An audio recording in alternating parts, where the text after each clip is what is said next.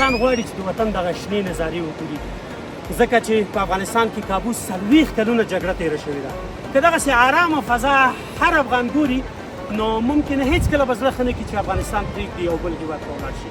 خو دلته سرمایه ګزاري غواړي او زموږ له پانګوالو څخه دغه هیله او توقع هم ده چې باید دغلته سرمایه ګزاري وکړي او راشي په خیر سره. هغه سرمایه ګزاري چې په نورو هېوادونو کې کوي که دا په افغانستان کې وکړي دا به بیخي ښه راشي، ځکه نورستان د پانګوالۍ لپاره یو آزاد بازار دی، یعنی په اصطلاح یعنی داسې یو بازار دی چې چا تر دې دمه لمس کړی نه دی.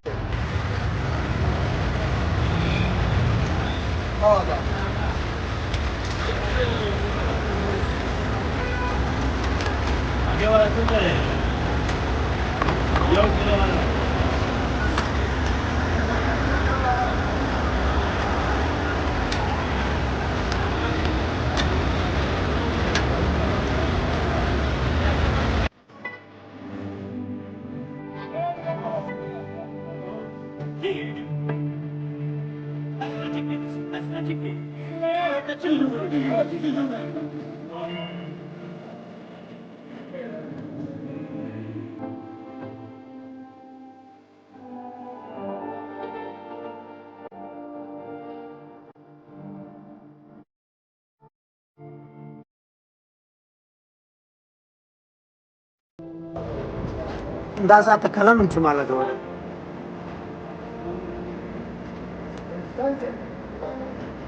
خو دا سقاوت سلماني ده نو شیشه نه لرئ.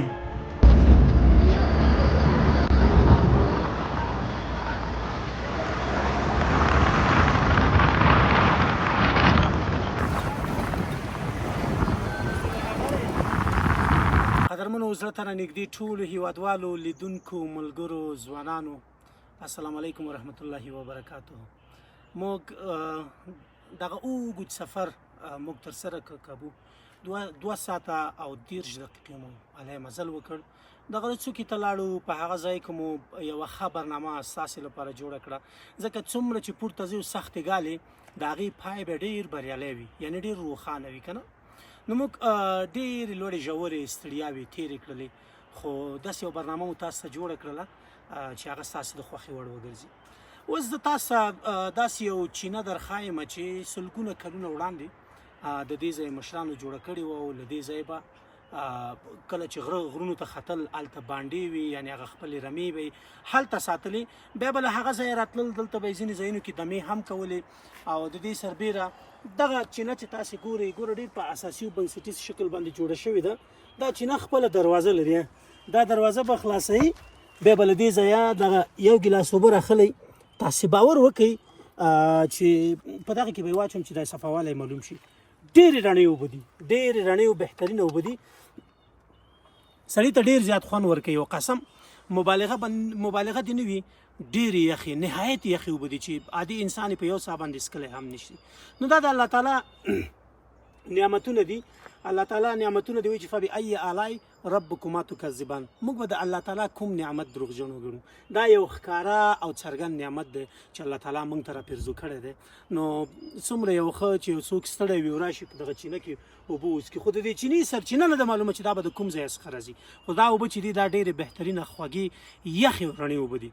نو هیله ده که چیرې تاسې راځئ نو دغه ځای ته تاسې سفرونه کوئ نو د دې چینې اوبه هرومرو وڅکئ. لومړی زه به دا اوبه وڅکم، دا ګیلاس به کېږدم، خو مهمه خبره دا ده چې دا باید مخه یې بیرته بنده شي تر څو کوم ګرد مرد یا میکروبونه هلته داخل نه شي. ډېره زیاته منع کوم تر بیا ښې چارې.